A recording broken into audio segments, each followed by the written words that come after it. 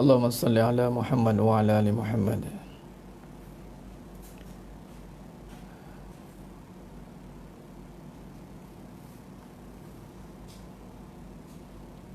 Bismillahirrahmanirrahim. Allahumma salli ala Muhammad wa ala ali Muhammad.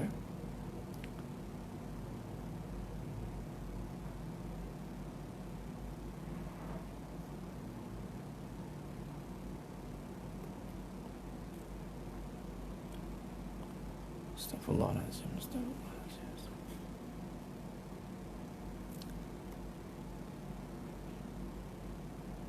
Assalamualaikum warahmatullahi wabarakatuh. Sidang penonton, sedang jemaah mata Allah SWT, minta maaf. Dan sekali saya mohon kemaafan di atas ujian teknikal yang sedang berlaku ni. Dengan software tu mungkin ada gangguan sikit, tak apalah. Begitulah kehidupan. Macam mana pun cabaran, kita kena teruskan perjalanan. Baik, tak apalah, kita habiskan tajuk ni insya-Allah sikit, kita buat kesimpulan, kita sambung besoklah insya-Allah. Baik, sedang penonton, sedang jemaah mata Allah SWT, sallu ala Nabi, Allahumma salli ala Muhammad wa ala ali Muhammad. Ada yang nak bertanya tadi tu, bincang tajuk ni, hamba kepada kebaikan, bukan hamba kepada dunia. Dia Allahumma salli ala Muhammad wa ala ali Muhammad. Tak apa, kita mesti teruskan. Teruskan insya-Allah. Allah dah uji juga, konsisten tidak, setia tidak nak ngaji ni. Tu dia. Tak apa, biar putus lain, jangan putus harapan dengan Allah Subhanahu wa taala. Khair. Alhamdulillah. Naklah.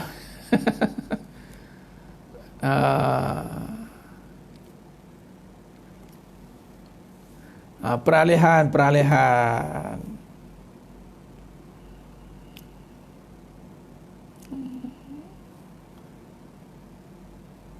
Baik. Yalah. Itu cabaran, kita kena atasi, insya-Allah. Khair. Sidang penonton, sedang jemaah mata Allah SWT, khair. Tak apa, barang dunia ni kita kena atasinya, kita kena urus, kita kena sentiasa pertingkatkan, perkemaskan dari masa ke semasa, insya-Allah. Takkan nak senang je tak, takkan nak okey je tak, tapi tak apalah. Baik, jadi sambung. Baru start ke? Ini bukan baru start dah, 3 kali start dah ni. Ada yang bagus. Bagus. Maknanya ada hikmah lah tu. Jadi nak buang keakuan, tak apa, insya-Allah. Lillahi ta'ala takbir, Allahu akbar. Baik. Jadi sedang jemaah mata Allah SWT. Jadi makna kata tadi apa tadi? Bila kata kita tidak membawa kepada perbincangan kebaikan, yakni tadi topik tentang bahagian tanggungjawab, terutama mak ayah kita lah, yang ada anak-anak ni. Jangan naik ke atas, jangan tengok mak ayah kita, tengok kita pula yang ada anak-anak ni. Nak memastikan bahawa mereka ni benar-benar mengenal apa itu kebaikan, mengenal apa itu sebenar-benar kebaikan. Hari ini kita didedahkan dengan menjadi hamba kebendaan, bukan hamba kebaikan. Sebab tu ramai orang berkira-kira nak buat baik. Asal nak buat baik dia tontong. Asal nak buat baik dia, mainlah share lah buat baik. Share kebaikan tak apa, macam malam ni share kebaikan. Ini contoh, nak buat baik dia bertolak-tolak. Sebagai contoh, bab harta. Dia ada 4 adik-beradik. Dia ni Allah bagi lebih sikit. Allah bagi harta lebih. Tapi duk kata kita kena tontong lah, buat kebaikan tak boleh seorang-seorang. Dah dia tu lebih, 3 lagi ni tak berapa lebih harta dia. Jadi sepatutnya tak payahlah nak tontong, tapau je dah semua. Tapi berkira-kira dengan kebaikan. Sebab kita tak menjadi hamba kebaikan, kita menjadi hamba kebendaan. Kita tak jadi hamba Allah, kita jadi hamba makhluk. Jadi bila jadi hamba makhluk, maka peranan ataupun tujuan utama hidup ini untuk kebaikan tidak terlaksana. Malah kita meletakkan kebaikan tu sebagai satu perkara keraguan. Jangan buat baik sangat, nanti sekarang kalau sangat baik sangat, nanya. Jangan nanti asyik buat baik, nanti orang akan khianati. Jadi sebenarnya mata Allah SWT. Jadi maknanya hari ini kita kena perbaiki balik, kita kena perbetulkan balik makna kebaikan itu. Kita kena yakin dengan kebaikan. Sebab kebaikan itu dari Allah. Dan kebaikan itulah yang nak kita bawa balik. Dan percayalah, berjayanya iblis meracunkan kebatilan di dalam kebaikan. Yakni dia melihat kebaikan itu satu perkara yang ditukarkan dengan kebendaan. Apa yang kau dapat kau buat baik. Kau tolong orang kau dapat apa? Duit kau habis. Engkau beria-ria je. Engkau je yang beria-ria. Orang lain tak pun. Dalam adik-beradik, asyik engkau je. Macam mana kalau semua tak ada ustaz? Tak ada apa? Tak ada harta. Kebaikan bukan kebendaan. Sebab tu kebaikan tu bukan kebendaan. Kebaikan bukan kebendaan. Yang saya nak cerita tadi, kalaulah Allah bagi lebih harta, nak buat baik dengan harta berkira. Sebab dia tak kenal kebaikan. Dia kenal kebendaan.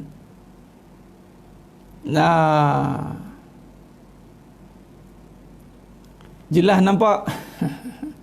Tak apalah, kita tukar-tukar mood, tukar-tukar barang dunia ni, tukar-tukar lah. Ada macam ni, ada yang teknikal, betul tidak? Sebab dengan software sebelum ni saya boleh tulis. Saya nak pengajian tu lebih formal, nampak nota, nampak muka saya ni tak guna pun tengok muka saya ni. Benar, buat baik tak boleh pilih-pilih. Sebab baik bukan pilihan, baik itu suruhan. Baik itu suruhan, bukan pilihan. Nak buat baik ke tak nak? Buat baik ke tak nak? Kamu buat baik sekarang, apa jadi sekarang buat baik? Nampak? Itulah was-was. Berkira-kira dengan kebaikan. Melihat kebaikan dengan kebendaan. Perbaiki semula. Kebaikan bukan dengan kebendaan. Kebaikan itu dengan Allah. Jadi berbuat baik itu bukan pilihan, tapi buat baik itu suruhan. Suruhan berbuat baik. Suruhan kebaikan, wajib berbuat baik. Benar, kebaikan bukan perkara yang mudah, tapi tidaklah disusahkan. La yukallifullahu nafsan illa hus'aha, laha ma kasabat wa 'alaiha ma tasabat. Allahu nafsan illa hus'aha. Nampak? Bagus Tuan Hanafi Wafi. Benar, kita kena tamak dengan kebaikan. Itu yang sebenarnya, kita kena tamak dengan kebaikan. Tamak pahala, tak apa. Dalilnya, fastabiqul khairat. Dan dalilnya, dan surah Al-Qasas ayat 77. Wabtaghi fima ataqallahu darul akhirah. Kejarlah kamu akan negeri akhirat. Kejar akhirat. Tak apa. Biar orang kata tamak pahala. Biar aku je yang buat, bagus. Even kalau dalam soft, dalam bab fikih, dalam bab soft, kalau ada soft depan tu kosong, makruh suruh orang lain ke depan. Ingat, kan biasa tak kita kalau soft kosong, sila. Engkau lah. Tak boleh. Makruh. Kita kena ke depan. Bab kebaikan kena utamakan diri. Ku anfusakum. Utamakan diri kamu tu. Tapi terbalik, kita utamakan diri kita ni kebendaan. Kebendaan kita utamakan. Tapi kalau kebaikan, kita tolak ke orang. Kebaikan kita tolak ke orang. Nampak? Buat jahat, mengumpat tak berkira. Bukan tak berkira. Tak langsung tak ada, orang panggil apa? Unlimited, dia panggil. Unlimited access terus. Kamu ada cerita apa-apa, kamu tak bagi tahu aku, cepat sikit. Anytime je, on call kata. Bawang Rangers, on call. Menghayati dan memahami kebenaran. Ya, memang susah nak cari isteri yang menghayati dan memahami kebenaran. Sama jugalah. Kita bukan kata mencari isteri saja. Tapi itulah mencari kebenaran itu juga susah. Tuan Syahrizki. Memang begitu.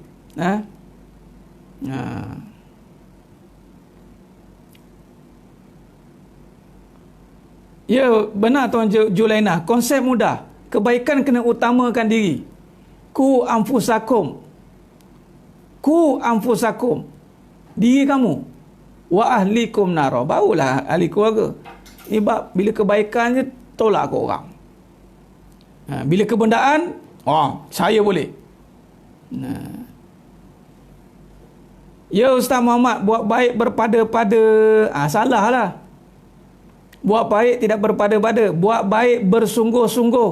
Buat jahat jangan langsung. Masuk buat baik berpada-pada ni konon-kononnya suruh tengok-tengok lah buat baik tu. Sebab ada orang buat baik kena ambil kesempatan, dia orang kata. Kalau belajar dengan kehidupan tanpa ada kebenaran, memang nampak macam ya. Tapi persoalannya, adakah dia buat baik? Atau dia perasan baik?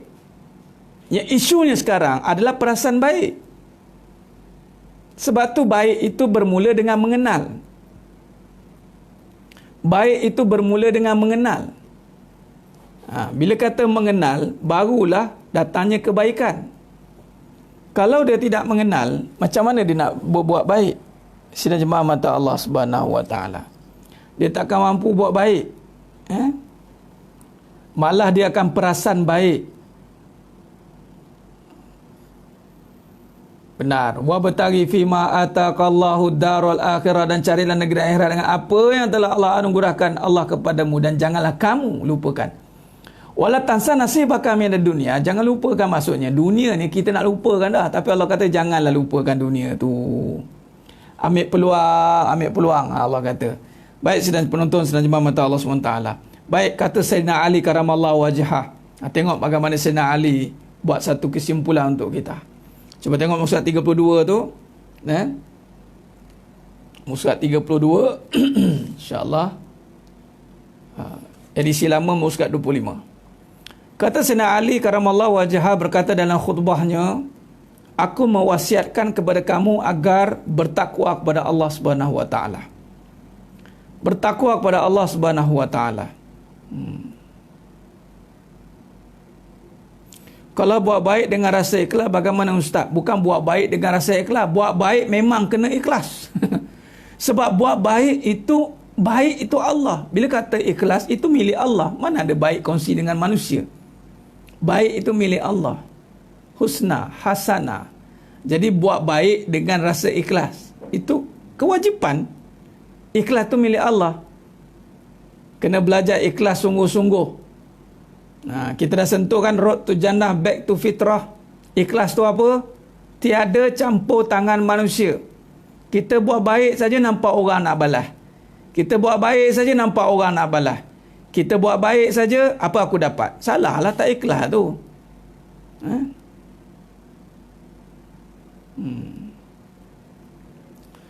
Sidang jemaah mata Allah Subhanahu Wa Taala. Jadi Sayyidina Ali karamallahu wajhah berkata dalam khutbahnya, aku mewasiatkan kepada kamu agar bertakwa kepada Allah Subhanahu Wa Taala. Bertakwa kepada Allah Subhanahu Wa Taala dan meninggalkan dunia yang meninggalkan kamu.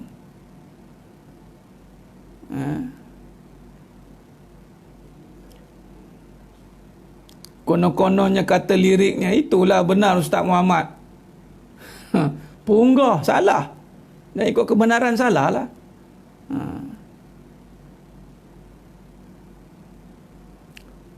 Nak buat kebaikan, jangan fikirkan perasaan atau hati orang lain, Puan Fazilah. Anda adik lain terasa. Dia tak ada istilah terasa. Sepatutnya kalau kita nak buat baik, adik-beradik lain patutnya dia naklah buat baik juga. Tapi kalau dia tak terpilih nak buat baik, dia terasa baik, dia terasa je lah. Asyik dia je nak buat baik. Itu dengki. Biar je lah. Selagi mana kita berada dalam kebaikan, jangan takut dengan orang melihat kita keburukan. Yang penting kita buat baik. Kita berbuat baik dan ianya suruhan Allah. Buat je lah. Okay. Jangan takutlah orang tengok kita buat buruk. Contoh kita nak tamak pahala berkhidmat dengan mak bapak. Adik-beradik lain nampak, dia ni teruk betul lah dia ni. Asyik dia je nak baik. Dan kau tu bercakap, dan kau buatlah juga. Tak nak pula. Jadi, udahlah dia. Lantaklah dia. Kita jangan bergaduh dengan dia sudah. Kita jangan bergaduh dengan adik-beradik. Kata, kau tahu tak aku ni? Aku penat dengan mak ayah engkau nak kata aku macam-macam. Tak, kita tak ikhlas tu. Dan sebenarnya Allah nak uji kita ikhlas tak buat baik. Kalau kita benar-benar buat baik kerana Allah, tak hirau dah orang lain. Tak hirau. Kita kan bekerja dengan Allah. Bekerja, mana ada hirau. Kan kalau macam contoh, saya hanya menjalankan tugas encik, minta maaf encik, saya kena saman tetap saman encik, saya hanya menjalankan tugas encik. Walaupun orang nampak buruk, kerja nak menyaman je kerja. Apalah ni, saya hanya menjalankan tugas encik. Apa macam tu je buat. Kerja nak buat baik je. Nunjuk baik lah tu. Saya menjalankan tugas ya. Saya menjalankan tugas, saya kena buat baik. Kalau kamu nak kata aku ni perasaan baik ke, nunjuk baik ke, tu kamu punya pasal. Okey. Kita jangan bergaduh. Kita bekerja dengan kebaikan. Kita hamba kepada kebaikan. Kalau betul dia nak buat baik, bagi laluan kat dia pula. Tak apalah, beri no sampai marah-marah. Bagi aku pula buat baik. Silakan. Silakan.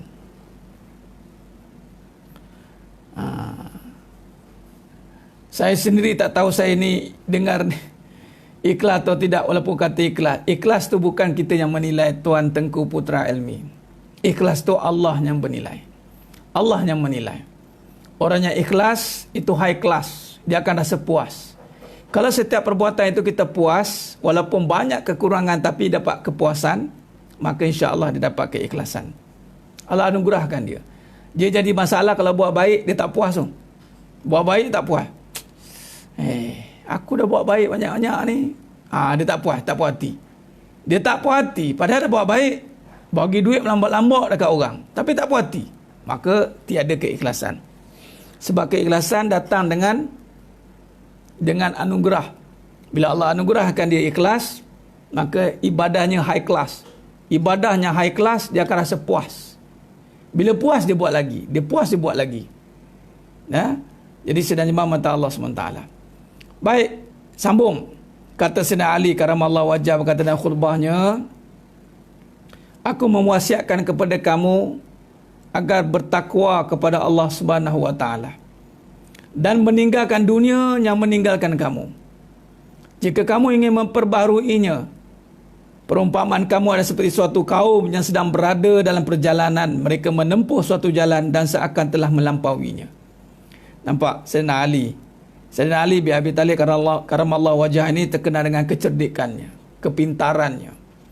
Bila kata nak tumpu pada kebaikan ni, maka kata beliau meninggalkan dunia yang akan meninggalkan kamu. Jadi maknanya kita ada proses untuk meninggalkan dunia. Contoh, kita kena meninggalkan pujian. Dunia itu apa? Dunia itu adalah pujian. Tinggalkan pujian. Dunia itu adalah perhatian. Tinggalkan perhatian. Dunia itu adalah kekuasaan. Tinggalkan kekuasaan. Fokus kepada kebaikan. Ini suami balik tak sambut, tarik muka. Betul macam saya cakap tadi, Tuan Uwais Mikael dia tarik muka. Sekarang Herod tak tarik balik sekarang. Letih. Dia tarik muka ni, terus tarik. Yalah. Yang penting suami itu jelas kebaikan apa yang nak dizahirkan. Nampak? Jadi tinggalkan dunia yang meninggalkan kamu.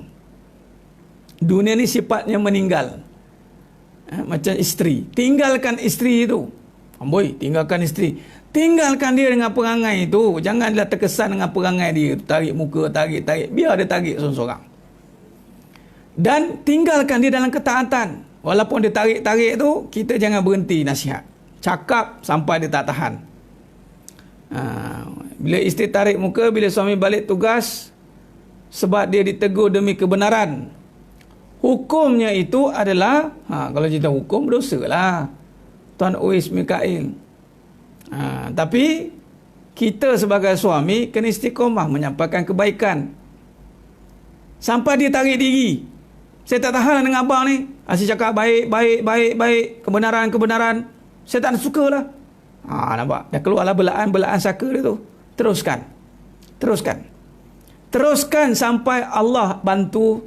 Kalau Allah kata dia ini nak berubah, Allah akan ubah isteri itu. Cuma kita lah sebagai suami berkata benar. Yang ni bersungguh-sungguhlah dalam menyampaikan kebenaran. Jangan pernah putus asa. Kebaikan dengan Allah, kebaikan itu dengan Allah. Jadi tinggalkan isteri itu dengan kebaikan. Tinggalkan isteri itu dengan kebaikan. Jangan tinggalkan dia dengan keburukan itu. Jangan sesekali biarkan perangai dia macam tu. Kalau perlu marah, marah. Tinggalkan dia. Hikmahnya itu bukannya hanya berlembut. Hikmah itu juga terzahir dengan ketegasan. Suami kena tegas dalam menyatakan kebenaran. Ikhlas ke macam mana? Apa saja Puan Zuriana, apa saja yang berkaitan dengan Allah, ikhlaslah. Buat baik sebab nak ganjaran Allah, ikhlaslah. Dia tak ikhlas ni kalau nak buat baik dapat ganjaran manusia, tak ikhlas. Pahala kan dari Allah, ikhlaslah. Syurga kan milik Allah, ikhlaslah. Dia kalau nak tak ikhlas ni, nakkan pujian, nakkan perhatian, nakkan apa lagi, kedudukan, nakkan supaya orang nampak dia tu baik. Tak boleh. Tak boleh lah. Apa saja yang berkaitan dengan Allah, ikhlas, insya-Allah.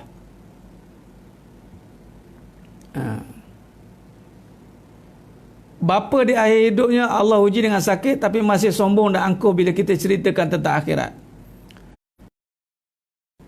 Mak ayah ni bukan makan bercerita dah. Mak ayah ni birwalidani ihsana. Tugas kita buat baik ke mak ayah. Kita buktikan bukan dengan percakapan tapi dengan perbuatan. Orang yang ada akhirat, dia tidak akan penat. Biarlah kita tak penat melayan perangai dia tu. Cuma kita lah sebagai anak ni, jadilah anak yang soleh. Doakan kebaikan untuk ayah. Doakan kebaikan, insya-Allah. Jangan pernah putus asa dengan rahmat Allah SWT.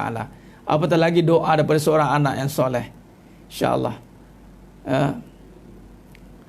Cakap sampai dia tak tahan, hari-hari buat ustaz. Benar, hari-hari gosok. Jangan apa, lagu apa tu, gosok, jangan gosok. Tak apalah lagu tu. Gosok aja sampai kita gosoklah, cakaplah. Jangan pernah kenal erti penat dalam menyampaikan kebaikan. Siapa yang penat menyampaikan kebaikan, maknanya dia belum menyampaikan kebaikan. Sebab kebaikan tidak pernah memenatkan. Kebaikan tidak pernah memenatkan. Tarik muka sekali, cerita dekat 2 tahun. Sebab tarik muka tu, dia punya tarik tu 2 tahun punya cerita. Sebab tarikan dia tu luar biasa tu, sampai 2 tahun tu Puan Fazilah.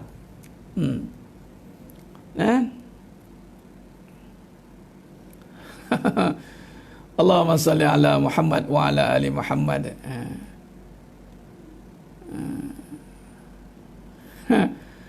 Gosok lah, dia tak tahulah sangat. Tahu sikit-sikit bolehlah. Tinggalkan dunia, tinggalkan harta pada pahala. Tinggalkan harta dalam tabung masjid. Tinggalkan harta dalam akaun-akaun penyumbang yang mana nak buat ke jalan agama. Tinggalkan.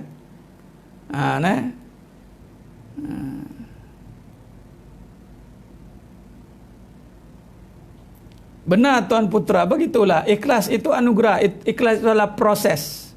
Ikhlas itu adalah proses kebaikan.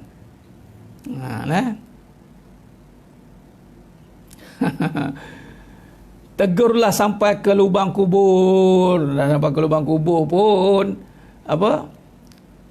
Ialah penghujung nanti jangan lupa lagu Nabi Kekasih Allah. Masya Allah. Copy paste dulu dia punya apa, sini kata dia.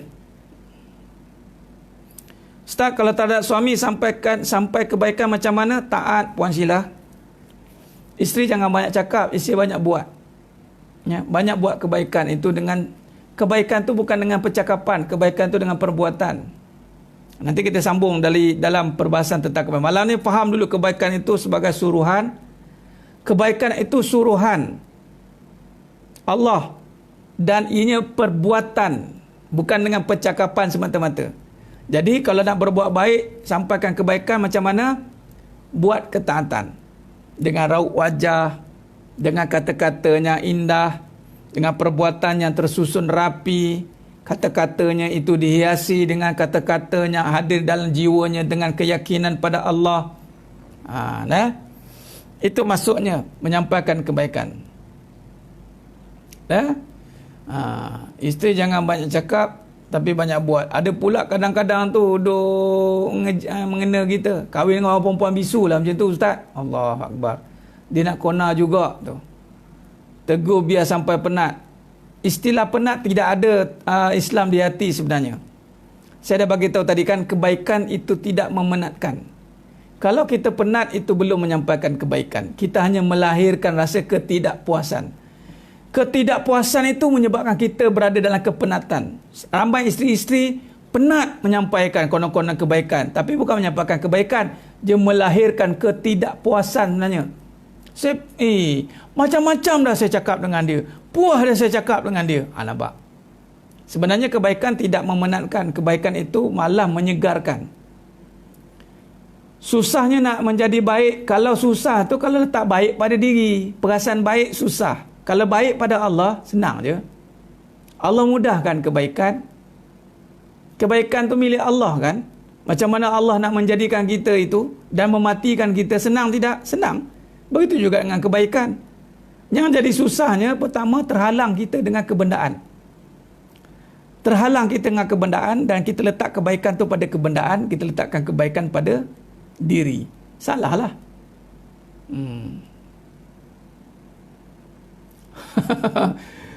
Boleh Tuan Faiz Osman pasang pakai loudspeaker ataupun pasang pakai kat TV tu, dengar, biar dengar. Okey. Paksa, tapi lah, paksa ni bukan maksudnya memaksa dengan sampai terseksa. Memaksa itu sampai dia rela. Ya. Baik, sedang jemaah mata Allah Subhanahu Wa Taala.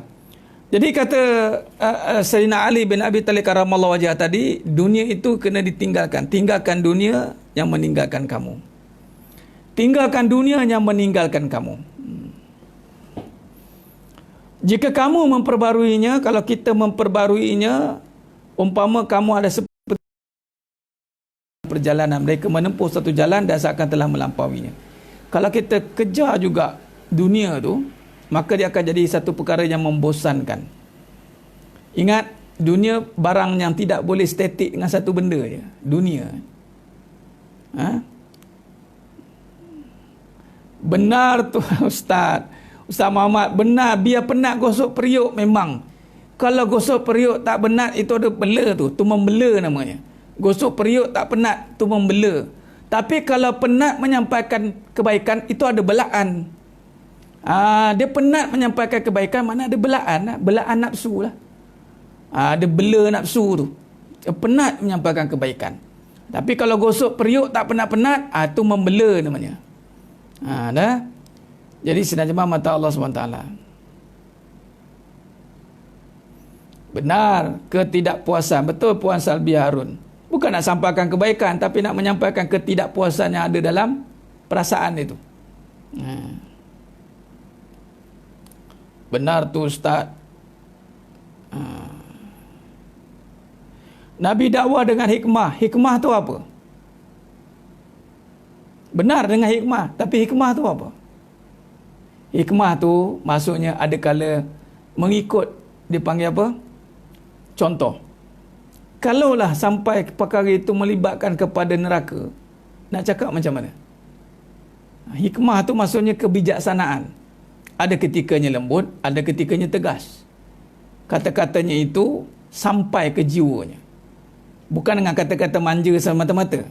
Hati-hati. Sebab tu Nabi SAW tidak menghentikan Sayyidina Umar Khattab radhiyallahu anhu. Bila masuk je Islam, berubah perangai. Sayyidina Umar Khattab radhiyallahu anhu, udah-udahlah tu kamu ni, baran ni, jangan.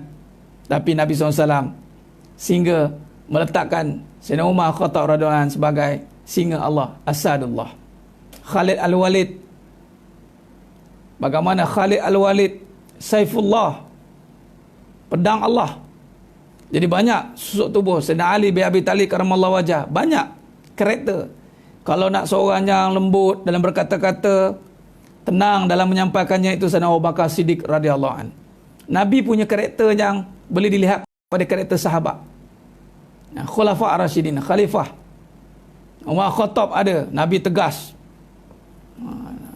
Ketika berperang dengan musuh, tegas. Menyampaikan kebenaran, tegas.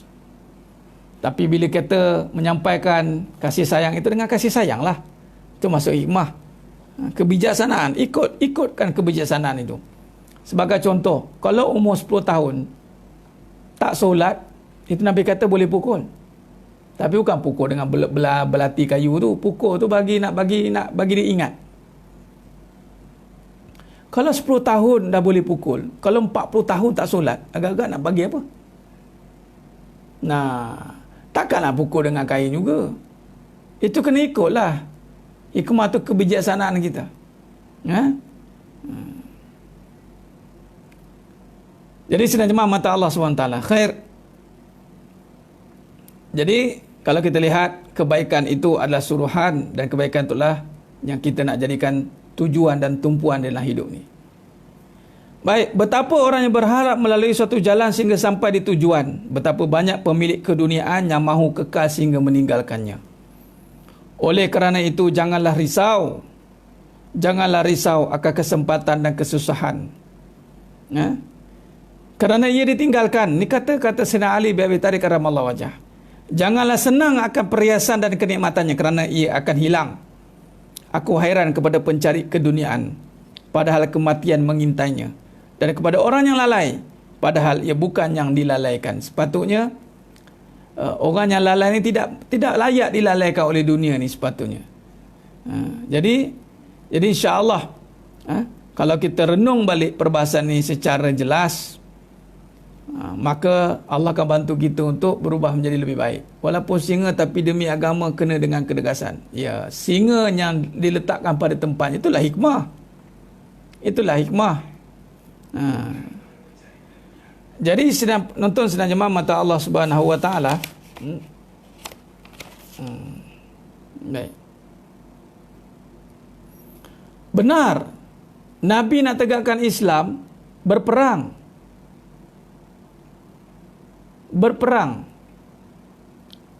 Sampai je Islam, bila berhijrah pada Makkah, ingat dah boleh rehat, tapi 10 tahun Nabi kena berperang.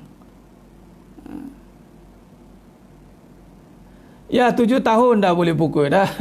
40 tahun tanah lalu mau kubur. Allahu Akbar.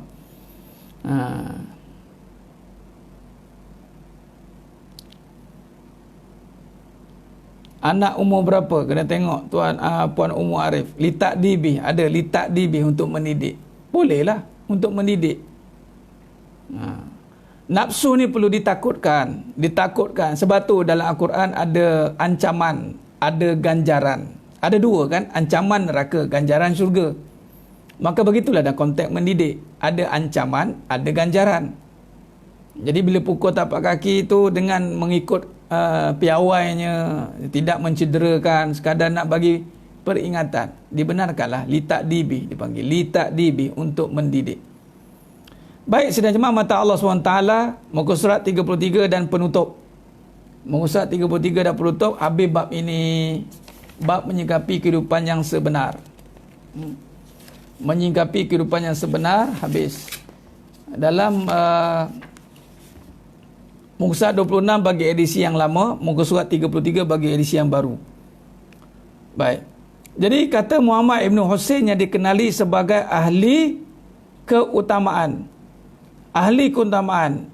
Dalam satu riwayat menyatakan orang yang berilmu ni, Muhammad Ibn Husain, ahli ma'rifat, dengan sopan berkata, Allah Azza wa Jal telah membebaskan dunia, dia tidak meredainya bagi para walinya. Di sisinya ia hina dina. Rasulullah SAW menghindarinya dan mengingatkan para sahabat akan fitnahnya. Makanlah makanan sekadar dapat menghilangkan lapar.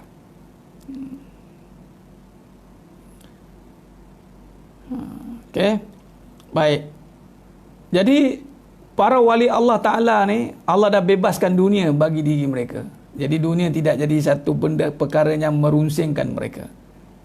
Allah tidak ikat wali-wali Allah ni dengan dunia. Bebas dia daripada dunia. Pandanglah dunia sebagai sesuatu yang fana, dan pandanglah akhirat sebagai sesuatu yang kekal. Ini kaedah dia. Pandanglah dunia sebagai perkara yang tiada, fana. Contoh, tengok dunia, tengok suami itu tiada sebenarnya. Yang ada itu ketaatan. Jadi pandanglah akhirat sebagai sesuatu yang kekal. Taat itu yang kekal. Suami tak kekal. Bila tengok isteri tak kekal. Yang kekal itu adalah didikan. Tengok anak-anak, didikan. Tengok harta, tengok pahala. Itu kaedah je. Berbekallah dengan dunia seperti pengembara, robohkanlah dunia dan makmurkanlah dengan akhirat. Mereka memandang akhirat dengan kolbu, sehingga tahulah bahawa mereka akan memandang dengan kolbu ketika tahu akan berangkat menuju dengan badan mereka. Mereka bersusah-susah sekejap, tapi bersamanya. Semua itu kerana taufik dan hidayah daripada Allah Subhanahu wa taala.